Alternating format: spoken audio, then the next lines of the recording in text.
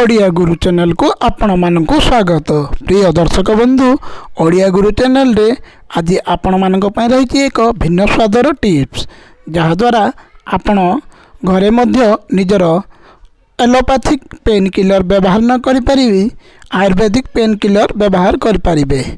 तेणु आ दर्शक बंधु डेरी न करी तेबे चलंतु आयुर्वेदिक पेन किलर संपर्क में किसी नुआ नुआ जिनिस जानिबा। तेबे आ डेरी कहीं आज ही ओडिया गुरु को सब्सक्राइब करनियंतु एवं बेल घंटी को दबाई दियंतु, जाफल आपन को नुआ नुआ नोटिफिकेशन प्रत्येक दिन आपन पाखु जीव। तेबे विभिन्न शारीरिक जंत्रणा को दूर करबा पई पेन किलर औषध परिवर्ते खांतु घरे व्यवहार करुवा एही सब जिनिस। साधारणतः आमे आम शरीरर जेकोसी अंगरे जंत्रणा अनुभव कले डाक्तर पाखक जाइथाउ किंबा कौनसी प्रकार जंत्रणा निवारक अर्थात पेन किलर औषध किणी खाइथाउ, किंतु अत्यधिक औषधर सेवन देह पई बड़ क्षतिकारक होता है। किछि खाद्य सामग्री अच्छी जहाको खाइबा द्वारा आपन को शारीरिक जंत्रणा उपशम मिलिबो। तेबे चलंतु जानिबा केउ केउ खाद्य खाइले पेन किलर भली काम करिवो। प्रथम कथा हला पुदीना।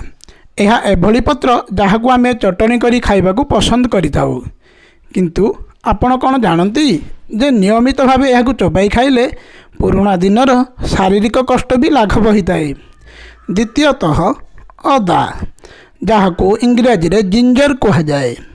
अदा खाइले आंठुगंठी बात, गला कष्ट, मांसपेशी जंत्रणा, छाती कष्ट और ऋतुस्राव जनित जंत्रणा दूर होता है। तृतीय कॉफी। कॉफी साधारणतः घरे घरे समस्ते सकाळ और संध्यारे पी थांती। यह पीवा द्वारा जंत्रणा लाघव होता है।